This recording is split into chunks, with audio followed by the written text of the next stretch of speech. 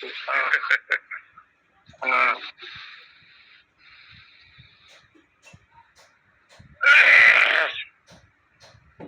शारदीय नवरात्र के क्रम में महाशक्ति की आराधना का ये महान पर्व है। जो आद्या शक्ति है, महाशक्ति है, जगदम्बा है,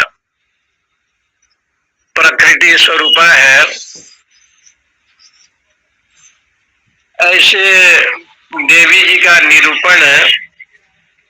प्रथमम शैलपुत्री च, द्वितीयम ब्रह्मचारिणी, तृतीयम चंद्रघंडेति, कुष्मांडेति, चतुर्थम।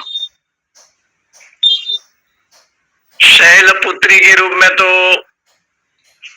जितने भी पर्वत हैं उसमें बड़ा घमंडी, अभिमानी, अहंकारी विंध्याचल पहाड़ है, विंध्याचल पर्वत। एक समय था कि विंध्याचल पर्वत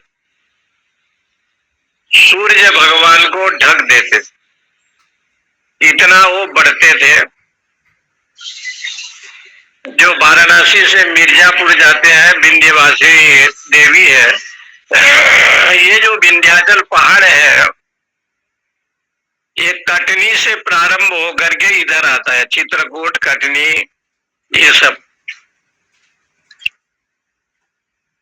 विंध्याचल ने अगस्त जी को गुरु बनाया था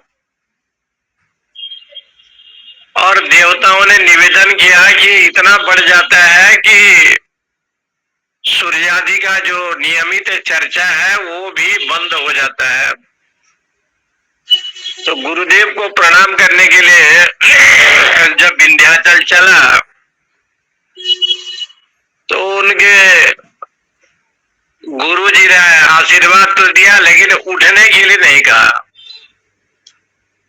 बोले सिर झुका करके रहो,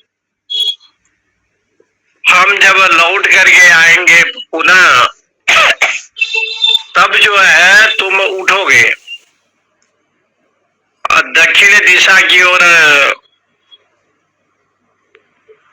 अगस्त ऋषि जब गए पुनः लौट करके नहीं आए। इसलिए विंध्याचल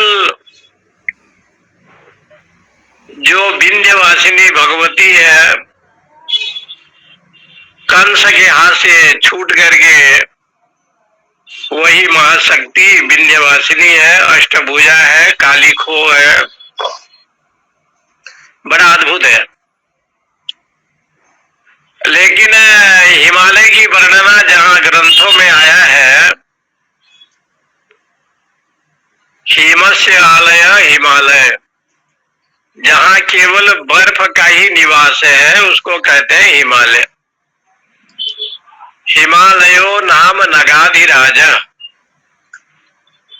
देवी भागवत के अनुसार ये दो सज्जन ऐसे हैं, एक तो हिमालय और एक राजा दक्ष। दक्ष जी ने बड़ी तपस्या की, तब उनके घर में चंडिका आई और सती बनकर के प्रकट हुई। और हिमालय ने बहुत तपस्या की तो यही माता शैलजा बनकर के वहां प्रकट हुई। और शैलजा बनकर के जब पधारे तो उस समय भगवान नारद जी आए और उनकी विषय का वर्णन किया, शक्ति का जो ब्रह्म स्वरूपिणी है। यद किंचित क्वचित वस्तु सद असद वा खिलात्मके तस्य सर्वस्य या शक्ति सा त्वं किम स्तूयते तदा।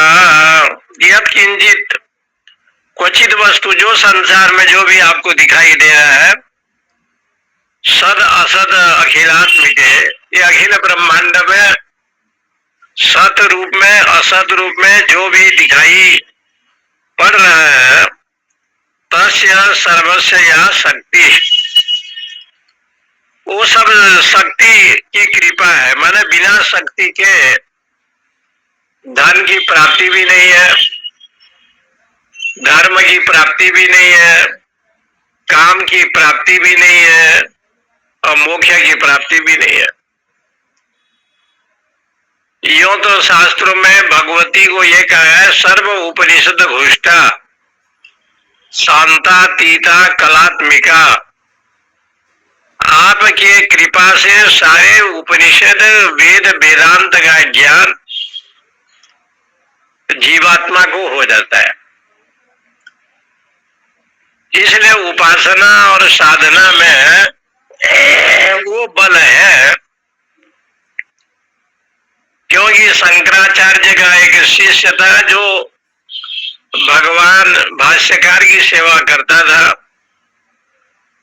संजोग से मलकंठ रोग हुआ उनके, जब कपड़ा वस्त्र को साफ करने के लिए चला तो वहां पर मल लगा हुआ था। उस मल को छुड़ा नहीं पाया तो अपने दांत में दबाया और वो लंगोटी के गांठ को खोला। जब उसको खोला तो भगवान शंकराचार्य आए, देखा कि ये क्या हो गया। उनका शरीर अस्वस्थ हो गया था। तो कहते हैं कि उसी समय भगवान शंकराचार्य ने उनको आशीर्वाद दी, वरदान दिया कि चारों वेदों के ज्ञाता, अनायास तुम्हें वेद का ज्ञान होगा और सारे शास्त्रों के निष्णात हो जाओगे। इसलिए उन्होंने कहा, विदिता अखिल शास्त्र सुधा जलदे महितोपकथितार्थ निषेध निधे।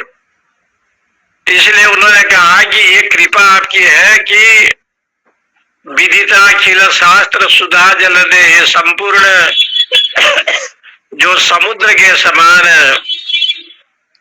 जो ये शास्त्र है, आपके अनुग्रह से मुझे प्राप्त हुआ। इसलिए यहाँ भगवती का दर्शन करते हुए नारद महर्षि जी ने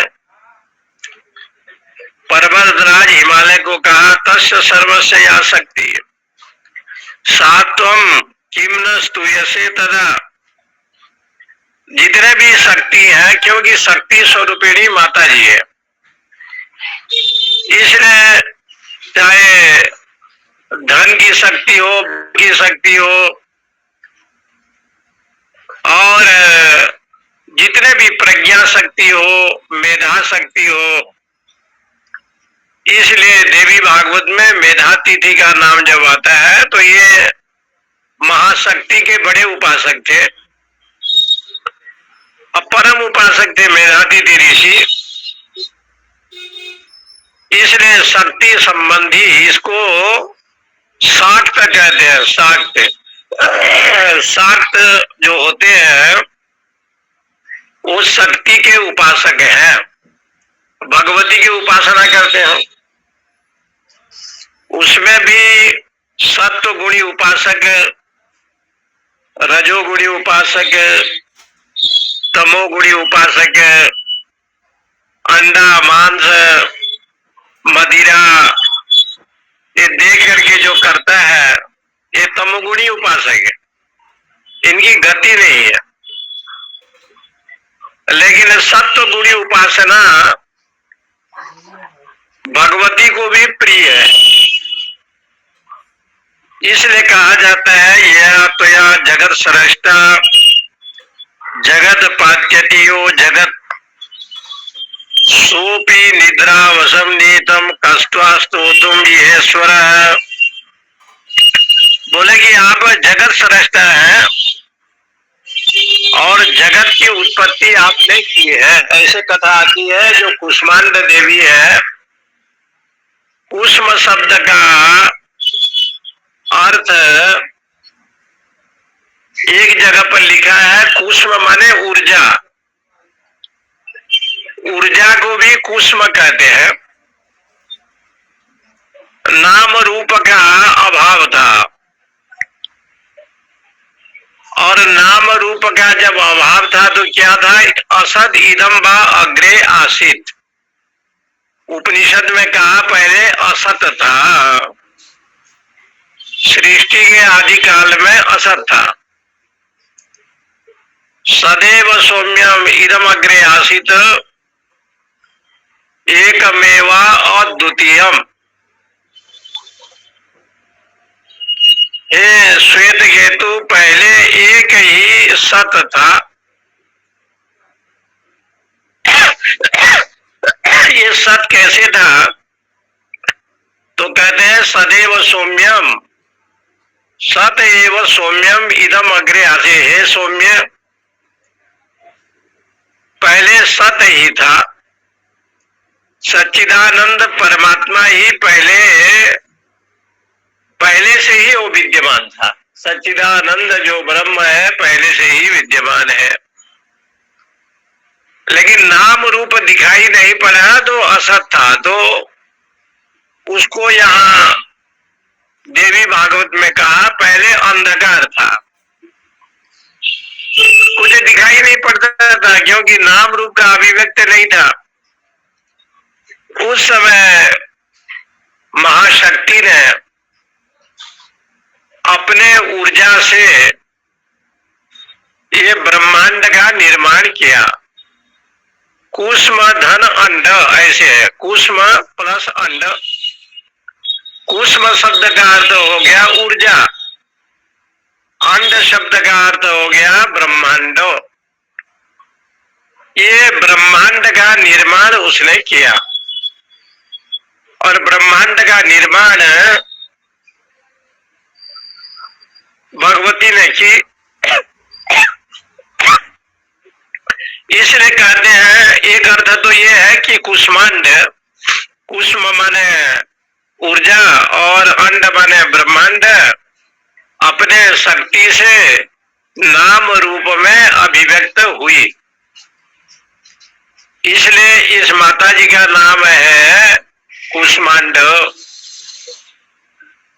चतुर्थ दिवस में आपकी आराधना होती है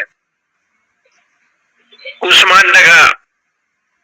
तो बताया कि भाई चौथा दिन 4 वस्तु तो होते हैं संसार में, धर्म अर्थ काम मोक्ष। चतुर्वर्ग पुरुषार्थ की प्राप्ति आपके अनुग्रह से संभव है। इसलिए तस्य सर्वस्य या शक्ति सा त्वं की स्तूयते तदा।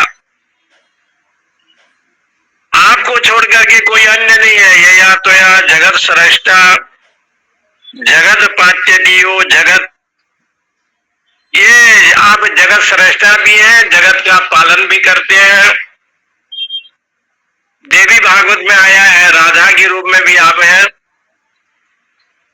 और हरिद्वार में जो मनसा देवी है उसी में भी आप हैं, चंडी के रूप में भी आप हैं, चंड मुंड का वध करने वाले भी आप। लेकिन देवी का जो विविध रूप है उसमें जैसे कुष्मांड शब्द आया चौथा दिन पर, चतुर्थ दिवस में कुष्मांड की आराधना। यो तो कोई देवी की आराधना आप करो, शक्ति की आराधना करो तो सारे मनोकामना पूर्ण होते हैं। लेकिन एक अर्थ ये भी है कि धर्म अर्थ काम मोक्ष, ये जो पुरुषार्थ है, ये चारों जो है आप अनायास दे सकते हैं। पुरुषार्थ, चारों पुरुषार्थ को प्रदान करने की शक्ति आप में है, इसलिए आपका नाम कुष्मांड है। कल का प्रसंग में मैंने आपको सुनाया था, कु माने पृथ्वी, और उसमें जो उष्म है ना, उसका अर्थ होता है उष्णता। ये जो ब्रह्मांड है बड़ा कुष्ठित है, मल मूत्र राग द्वेष अनेक प्रकार से त्रिराव ताप से युक्त है, त्रिताप से युक्त है, इसलिए ये संसार को कुत्सित कहा। इदम शरीरम कृमिजाल संकुलम, ऐसा जो ये संसार है उसको कहते हैं कुस्म। लेकिन जब आप भगवान की आराधना करते हैं या भगवती की आराधना करते हैं, सात्विक भाव से आराधना जब करते हैं, जब महादेव और पार्वती कथा सुनने के लिए अगस्त मुनि के आश्रम में पधारते हैं और राम कथा का श्रवण करते हैं, अगस्त महामुनि उनको कथा सुनाते हैं। जो साक्षात भगवती महाशक्ति है और जो शंकर अविनाशी है, वो साक्षात राम कथा सुनने के लिए कुंभज ऋषि के यहाँ आए। इससे सिद्ध होता है कि शक्ति क्यों न हो और साक्षात शिव भी क्यों न हो। तो बोले कि वो कथा सुनने क्यों गए, तो एक संस्कृत में एक नियम है, स्तुतये का बा न तुष्टये। अपना स्तुति किसको अच्छा नहीं लगता, कोई अपना स्तुति करे तो सब सुनता है कि मेरी क्या प्रशंसा हो रहा है। ये जो ब्रह्म की कथा है, ये जो शक्ति की कथा है, ये तो साक्षात जो है उस रूप में आप सब हैं, ब्रह्म स्वरूपिणी है। इसलिए उन्होंने कहा ये कथा किसी दूसरे भगवान की कथा नहीं है, ये कथा तो आप जो श्रोता है आपकी कथा है। अपने प्रशंसा सुनने में कोई आपत्ति नहीं है, ये आपकी ही कथा है। इसलिए विंध्याचल में जो विंध्यवासिनी देवी है और दुर्गा अष्टभुजा के रूप में विराजमान है, उस विंध्याचल में एक बालक सुबह आकर के दुर्गा सप्तशती का पाठ करता था और नित्य पढ़ता था बड़े श्रद्धा के साथ। एक दिन पढ़ते पढ़ते जा देवी सर्वभूतेषु मातृरूपेण संस्थिता नमस्तस्मै नमस्तस्मै नमस्तस्मै नमो नमः। जा देवी सर्वभूतेषु कुष्मांडेति रूपेण संस्थिता नमस्तस्मै नमस्तस्मै नमस्तस्मै नमो नमः। वो पढ़ते पढ़ते वो इतना भक्ति भाव में विभोर हो गया कि सप्तशती में लिखा है नमस्तस्यै नमस्तस्यै नमस्तस्यै नमो नमः। 3 बार इसलिए कहा गया है, जो त्रैताप है, आध्यात्मिक आधिदैविक आदि भौतिक, तीनों ताप को नाश करने की शक्ति आप में है। इसलिए हे जगदम्बा, आपके चरणों में नमस्तस्यै नमस्तस्यै नमस्तस्यै, आपके लिए कोटि कोटि प्रणाम है, वंदन है। तो पढ़ते पढ़ते उसको ध्यान नहीं आया संस्कृत में, वो नमस्तस्यै न कह करके नमस्तस्मै। तो एक बहुत पढ़ा लिखा विद्वान ब्राह्मण, वो देखा कि बालक जो है गलत कह रहा है। उसने जाकर के उसको डांटा, वो बालक को। उसने कहा माता तो स्त्री है ना, और स्त्री होने के नाते स्त्रीलिंग में नमस्तस्यै नमस्तस्यै ये शब्द बनेगा। यदि वो पुल्लिंग होता है तो नमस्तस्मै, उसके लिए, तस्मै का मतलब है उसके लिए नमस्कार है। नमस्तस्मै शब्द जो आता है वो कोई पुल्लिंग, चाहे विष्णु हो शिव हो, पुल्लिंगवाची शब्द है। और तुम स्तुति करते करते नमस्तस्य के स्थान पर नमस्तस्मै बोल दे रहे हो, ये तो बड़ा अपराध है। उस बालक को रोना आ गया कि मैंने कितना बड़ा अपराध कर लिया। घर जाकर के रात को भगवती का चिंतन करते हुए अपराध हो गया कह करके दुखी हुआ। ठीक रात के 12 बजने वाले थे, इतने में दुर्गा रानी अपने दिव्य रूप में जिस ब्राह्मण ने उनको डांटा था, कहा था, रात में स्वप्न में आए। माता जी आए। माता जी ने कहा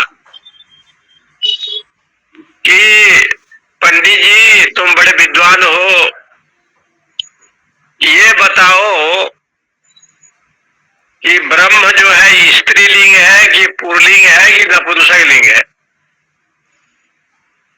जो अखिल ब्रह्मांड के जो स्वामी है, ऐसा जो परब्रह्म परमात्मा है, वो पुल्लिंग में भी आता है कि नपुंसकलिंग में आता है कि स्त्रीलिंग में आता है? उसको स्त्रीलिंग में लेना, नपुंसकलिंग में प्रयोग करना, उसको जो है पुल्लिंग में प्रयोग करना, वो है क्या?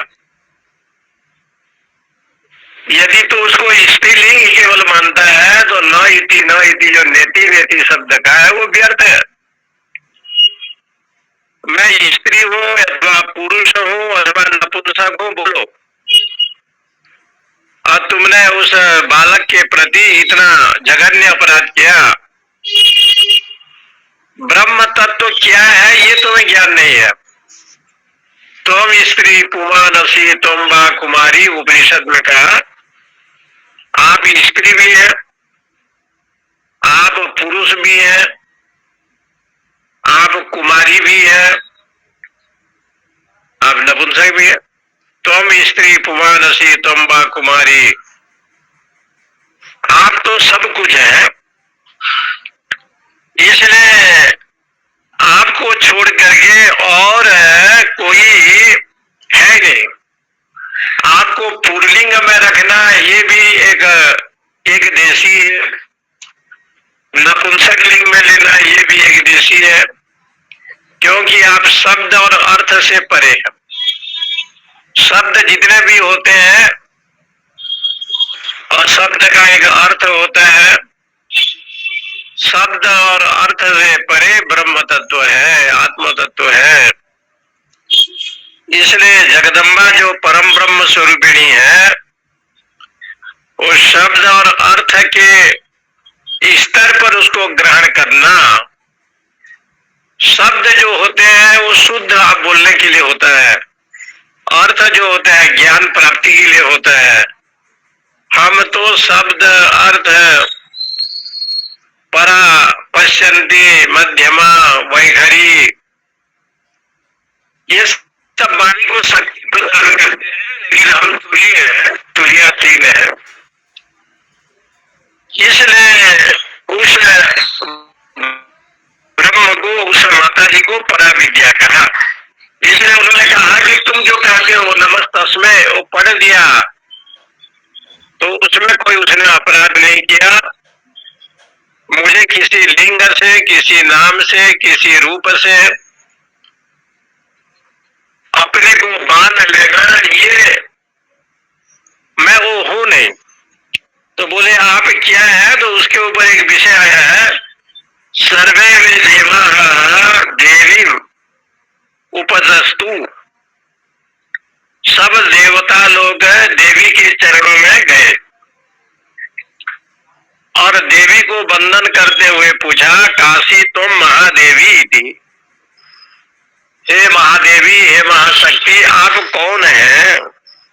आपको हम कैसे जाने? तब देवी अथर्व शीर्ष में लिखा है, सा अब्रवीतो, माता जी ने कहा, अहम ब्रह्म स्वरूपिणी, मैं तो ब्रह्म स्वरूप वाला हूँ। ब्रह्म स्वरूप, जैसे ब्रह्म व्यापक है, देश काल वस्तु में रहने पर भी देश काल वस्तु से रहित है। जो ब्रह्म तत्व है देश काल वस्तु से रहित है, वो सर्वव्यापक है। इसलिए कहते हैं अहम ब्रह्म स्वरूपिणी। हम उपनिषद जिसको नेति नेति कहते हैं, या जिनको वेद शास्त्र ब्रह्म शब्द से कहा गया है, वो व्यापक जो है मैं हूं। क्योंकि ब्रह्म और ब्रह्म विद्या में कोई अंतर नहीं है। ब्रह्म तो व्यापक है, लेकिन ब्रह्म विद्या के द्वारा ही आप ब्रह्म को प्राप्त कर सकते हैं।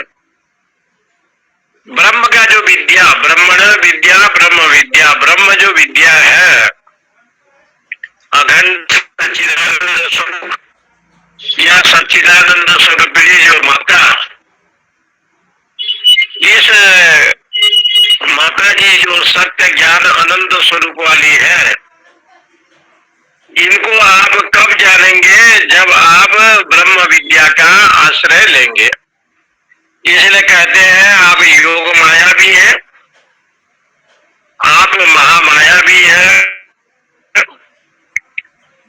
इसलिए उनको कहा गया है महाविद्या, महारूपा, महामेधा, महास्मृति, महामोहा च भवती, महादेवी, महासुरी। आप महाविद्या है, आपसे बढ़कर के और कोई विद्या नहीं है।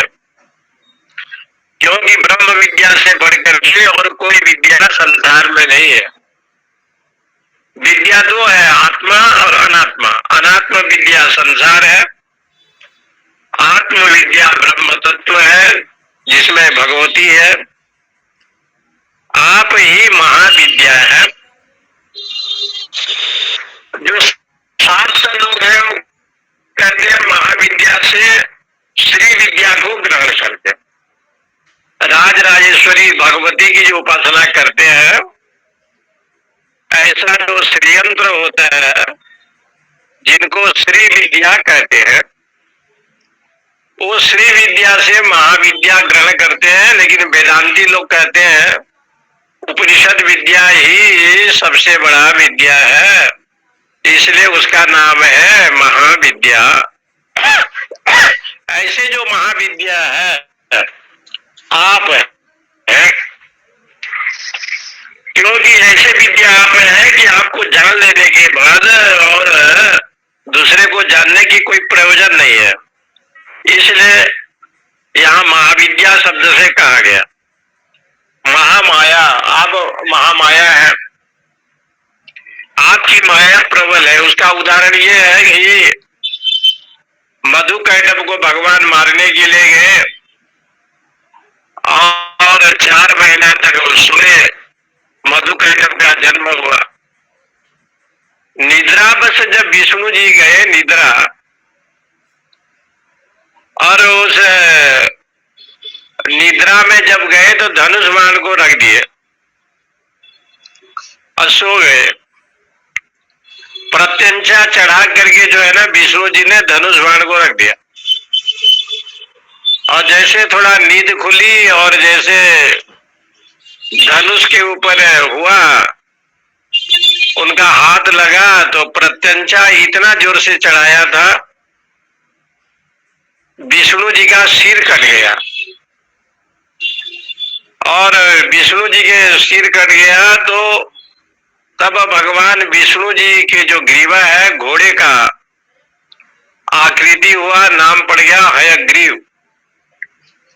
हयग्रीव अवतार जो है ना भगवान विष्णु का हुआ। और ये जो हयग्रीव अवतार विष्णु जी का हुआ, इसी अवतार में उन्होंने वेदों का उद्धार भी किया जो असुरों के पास था। इसलिए निद्रा के रूप में आप हैं, लेकिन कहा गया है कि जो निद्रा है, आप किसके किसके पास में है, तो वहां आया है देवी में, देवी भागवत में, कि वैकृतिक, तामसिक, ये सब निद्रा का नाम है। एक निद्रा ऐसे है कि सत्वगुणी निद्रा, भगवती ब्रह्म विद्या स्वरूपिणी है, तो आप भोर 4 बजे उठ जाते हैं, अपना नित्य कर्म कर लेते हैं, सत्संग भजन भी कर लेते हैं, स्वाध्याय भी कर लेते हैं। तो कहा ये निद्रा क्या है? योग निद्रा। तब कहा योग निद्रा किसके पास रहता है? विष्णु जी के पास। क्षीर सागर में शयन करते हैं, इसलिए विष्णु जी का निद्रा योग निद्रा है।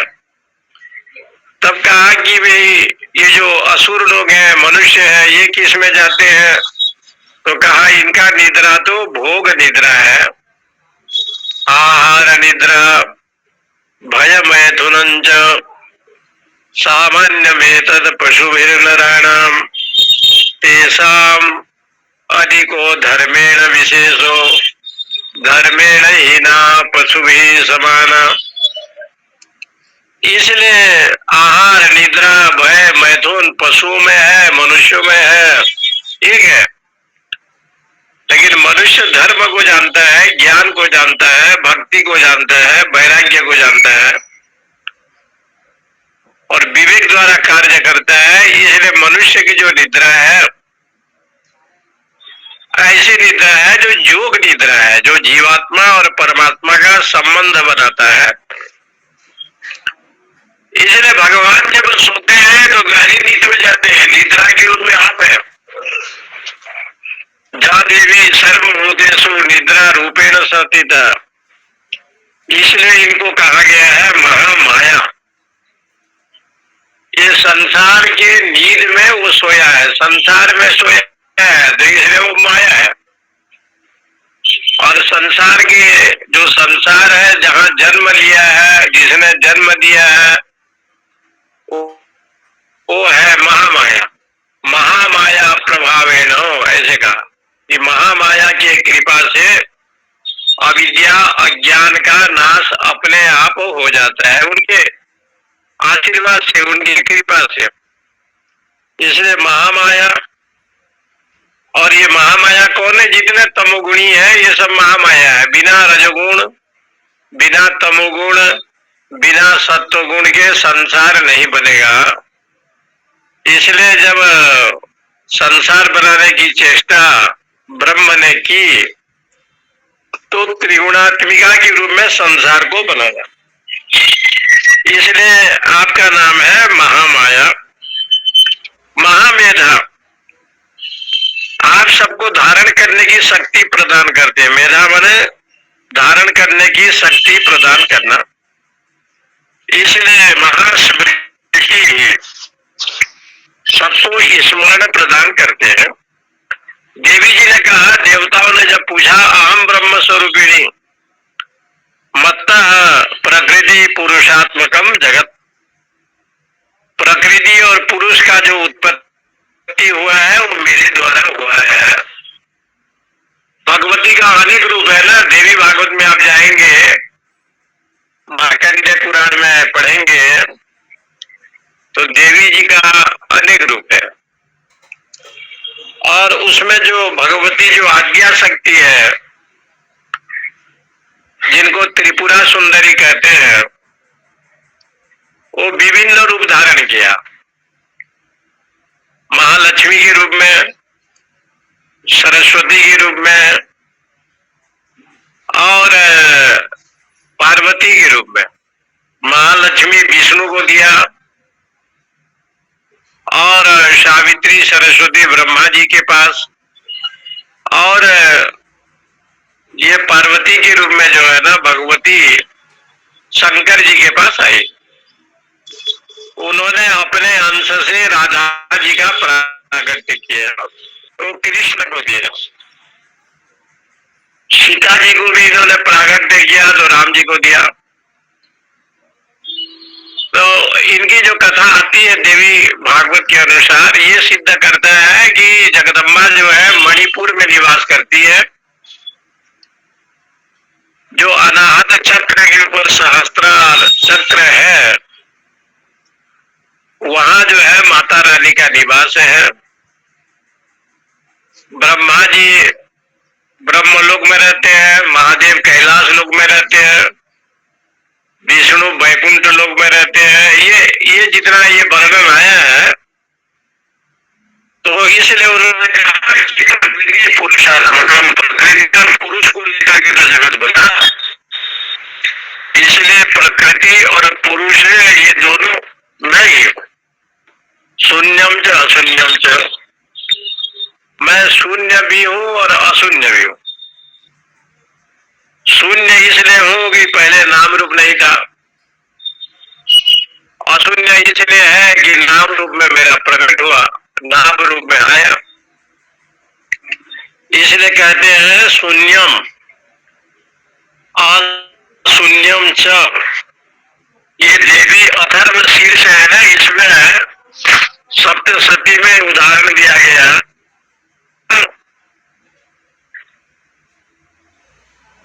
कि भाई मैं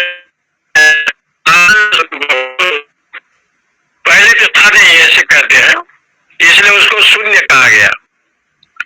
मैं शून्य भी हूं और अशून्य भी हूं, मैं ब्रह्म स्वरूप हूं। और यहाँ कहते हैं अहम आनंद आनंद हो, मैं आनंद हूं और आनंद रूपा भी हूं। अहम विज्ञान अविज्ञान है, मैं विज्ञान भी हूं अविज्ञान भी हूं। इसलिए वो कहते हैं कि अहम ब्रह्म स्वरूप ब्रह्म भी हूं और अब्रह्मणि वेदितव्य, और अब्रह्म भी हूं। अहम पंचभूतानि अपंचभूतानि, मैं पंचीकृत भी हूं अपंचीकृत भी हूं, क्योंकि पंचीकृत अपंचीकृत से महाभूत का जन्म हुआ है। ये सारा दृश्य जगत उत्पत्ति हुई है। ऐसे भाव जो रखते हैं वेदो हम, ऐसा जो जानता है अवेदो हम, मैं जानने योग्य हूँ और अजानने योग्य भी हूँ, क्योंकि भगवती ब्रह्म विद्या के रूप में जानने योग्य है। और जितने भी अविद्या अज्ञान ये जितने विषय हुए हैं, तो कहते हैं ये जो अविद्या है, ये अविद्या भी तो हम है। अविद्या यदि नहीं होगा तो उसका नाम असुर नहीं होगा, और विद्या नहीं होगा तो मनुष्य नहीं होंगे। विद्या के अधिकारी तो मनुष्य है और अविद्या के अधिकारी असुर लोग हैं। और आप देख लीजिए, असुर लोग सब तपस्या करते थे, मैंने बहुत बड़े बड़े तपस्या असुर ने की, लेकिन सब असुरों ने यही कहा कि हम अमर हो जावे, और अमर वरदान की इच्छा वो प्राप्त करने की इच्छा व्यक्त की। तो जहां भी आप देखेंगे किसी भी पुराण में असुरों ने बहुत बड़ी तपस्या की है। तपस्या का फल स्वरूप ये नहीं हुआ कि हमको आत्मज्ञान की प्राप्ति हुई। इसलिए कुंभकर्ण ने तपस्या की तो 6 महीना निद्रा मिला, लेकिन विभीषण की तपस्या देख करके ब्रह्मा जी प्रसन्न हुए और ब्रह्मदेव ने उसको वरदान दिया कि तू अजर अमर हो जाएगा। बिना वरदान मांगे विभीषण को ब्रह्मदेव ने अजर अमर होने का वरदान दिया। वो जानते थे कि राम भक्ति परमेश्वर के उपासक हैं, इसलिए उसको अजर अमर बनाया। इसलिए कथा सिद्ध करता है कि विद्या हम विद्या है, ब्रह्म विद्या भी है और अविद्या भी है। रजोगुणी तमोगुणी भी हम है, सत्वगुणी भी हम है। इसलिए उन्होंने कहा कि जैसे आप आराधना और भजन साधन करेंगे, तद अनुसार दुर्गा सप्तशती में आया है कि आप कोई कामना को लेकर के जब करेंगे तो वहां संपुट लगाना पड़ता है। कई लोग संपुट लगाते हैं, सर्वा बाधा विनिर्मुक्तो धन धान्य समन्वित मनुष्यो मत प्रसादेन भविष्यति न संशय। एक संपुट लगाया जाता है, जैसे रामचरितमानस में एक संपुट लगाते हैं, मंगल भवन मंगलहारी द्रवंशो दशरथ अजिर बिहारी। ऐसे संपुट की अभिव्यक्ति सप्तशती में भी होता है। और लोग अर्चना करते हैं, पूजा पाठ भी करते हैं। यदि विश्व कल्याण के निमित्त आप करते हैं, ज्ञान प्राप्ति के लिए करते हैं, तो कोई संपुट की जरूरत नहीं है, शुद्ध भाव से पढ़े। इसलिए उन्होंने कहा कि सर्वा बाधा विनिर्मुक्त तो धन धान्य समन्वित मनुष्यो मत प्रसादेन भविष्यति न संशय। मेरे कृपा से उसके जीवन में किसी प्रकार से भी कष्ट नहीं होगा, दुख नहीं होगा। अहम दधामि द्रविणम अविस्मते, मैं संसार को धारण करता हूँ, मैं ही अन्नपूर्णा हूँ, ऐसे बताया। मैं आनंदमय स्वरूप हूँ, मैं ब्रह्म विद्या हूँ। इसलिए, और ये बात बिल्कुल सत्य है, यदि यज्ञ को देखा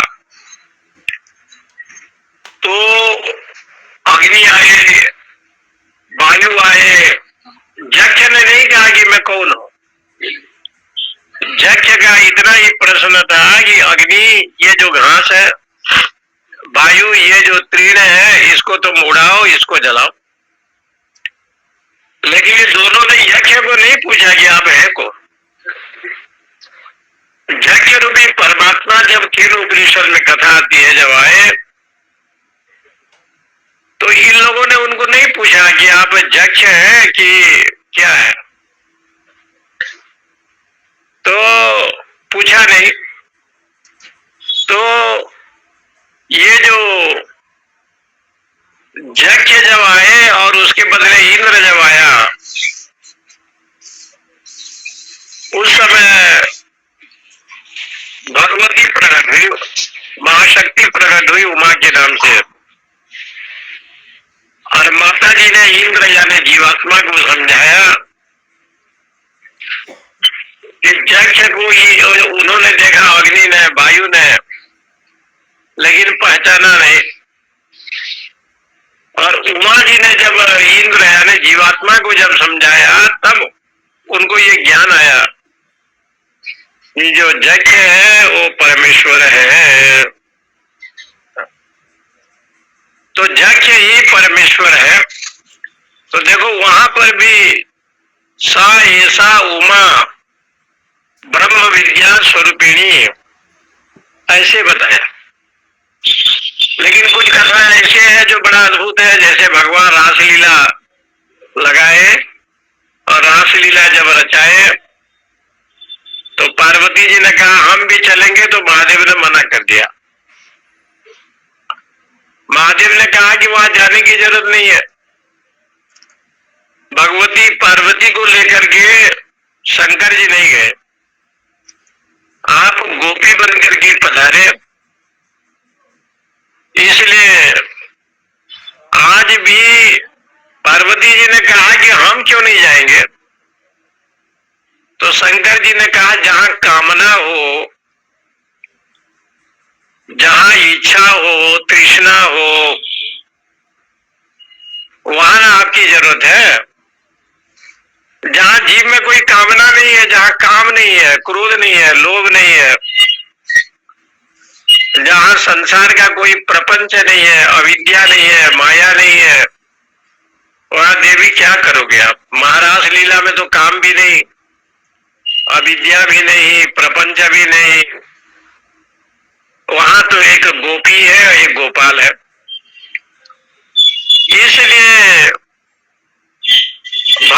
भगवती जी ने कहा कि हम भी चले, तो माता जरूर ब्रह्म विद्या संस्कृति है, लेकिन जहां ब्रह्म विद्या पहले से ही मौजूद है, पहले से ही रहती है। तो भोलेनाथ जी ने उनको कहा नहीं, आपको नहीं जाना है। वो जो महाराज लीला है वो तो काम विजय लीला है, वो तो वहां काम है ही नहीं। जहाँ काम नहीं है संसार नहीं है।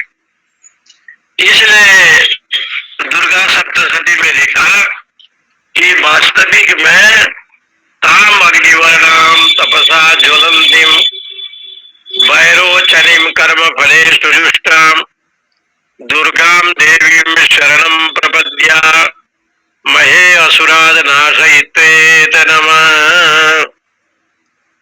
एक महात्मा जी देवी के बड़े भक्त थे तो ये सुनाते थे, ताम अग्निवर्णाम, अग्नि का वर्ण दो नहीं होता है, एक होता है।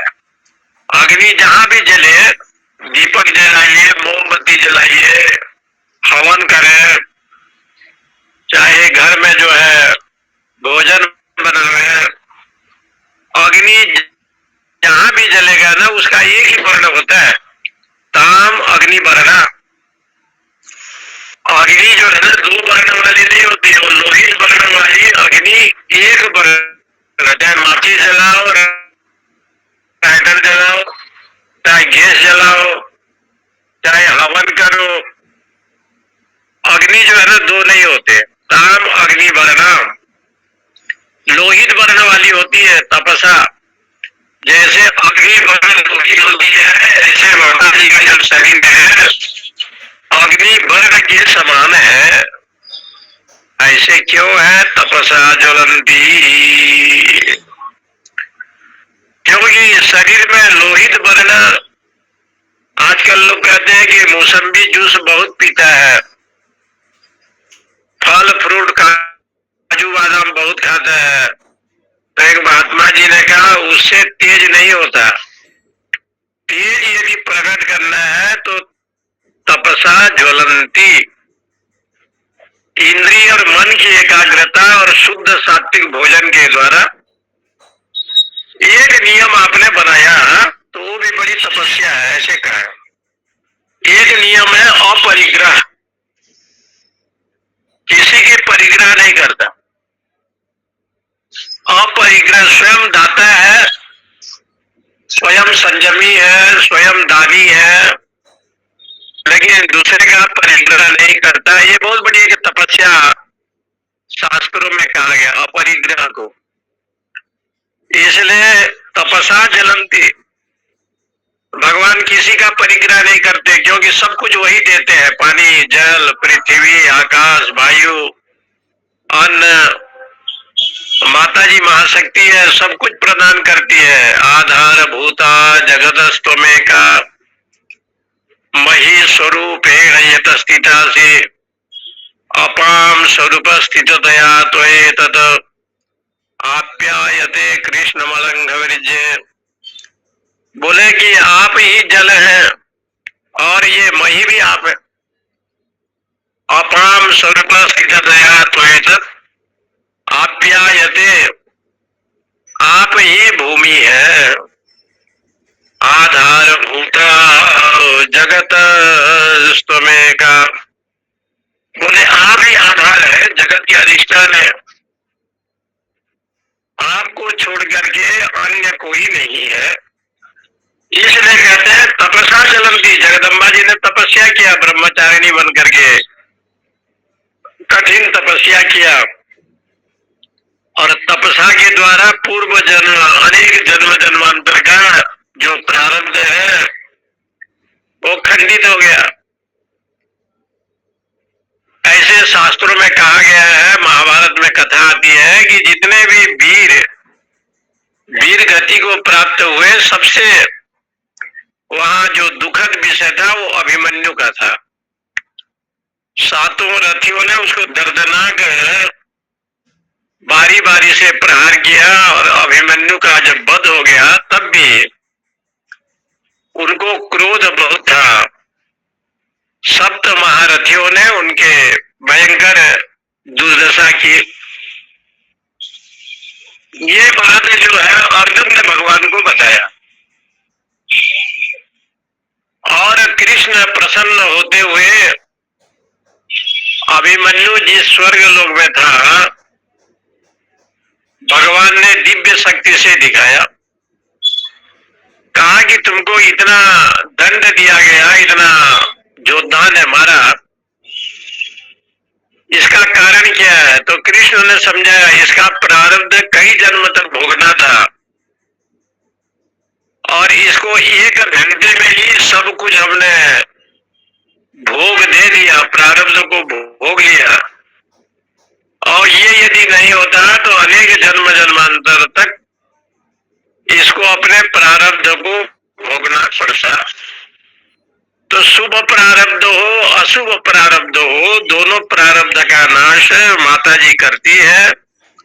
तपसा जलंती, इसने कहा तपस्या के द्वारा आप लोहित वर्ण है, वैरोचनीम कर्म फले सुजुष्टाम, इसलिए कहते हैं आप ऐसे भगवती दिव्य स्वरूप है, ये संपूर्ण कर्म फल की प्राप्ति आप कृपा करते हैं। इसलिए वैरोचनी का अर्थ है दीपावली, जैसे दीप का अवली होता है ऐसे आप ज्ञान प्रदान करते हैं। ताम अग्निवर्णम तपसा ज्वलंती,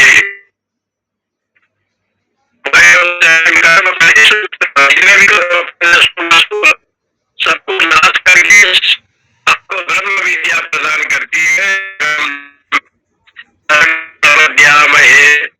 असुराद नाश देवी विश्वरूपा पशवो बदंती सानो मंद्रे समूर्जम दुहानाम धेनुराग आसमान नोपसृष्टो सेतु। ये अथर्ववेदीय शीर्ष में भगवती की वंदना की गई है। हे देवी, आप तो अग्नि के वर्ण वाली है, ज्ञान से जगमगाने वाली है, कर्म फल की जो विषय होता है उसका नाश करने वाली है, सदगति प्रदान करने वाली है, आप प्राण स्वरूप है। इसलिए आप वैखरी वाणी को प्रदान करते हैं। इसलिए आपका जो विषय है कालरात्रिम ब्रह्मस्तुताम वैष्णवीम स्कंदमातरम सरस्वती मदितिम दक्षरम नमाम पावनम शिवम महालक्ष्मी च विद्महे सर्वशक्ते च धीमहि तन्नो देवी प्रचोदयात्। महालक्ष्मी जी का गायत्री मंत्र है। कालरात्रि, काल को भी नाश आप ही करती है। ब्रह्मस्तुता, वेदों ने जो स्तुति किया है वो भी आप है। वैष्णवीम, आप ही विष्णु की शक्ति है, इसलिए वैष्णवी है। स्कंद मातरम, कार्तिकेय का आप मां है। सरस्वती अदिति, आप ही सरस्वती है, ब्रह्म शक्ति है। अदिति, देव माता अदिति भी आप है। दक्ष दुहितरम, दक्ष की बेटी भी आप है। नमाम पावनाम शिवाम, ऐसे जो भगवती है उसका वर्णन किया गया है। अथर्ववेद में एक मंत्र और आता है जो बड़ा विचारणीय है। कामो योनि कमला वज्रपाणी गुह्य हसा मातरिश्वाभ्यमिंद्र पुनर्गुहा सकला माया च पुरस्तेषाम विश्व माता दिविजोम। ये जो 16 कला आता है ना उसका वर्णन है।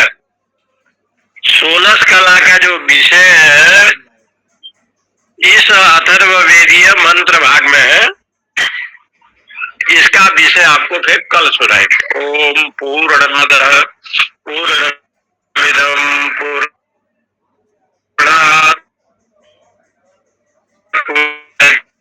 पूर्णस्य पूर्णमादाय पूर्णमेवावशिष्यते।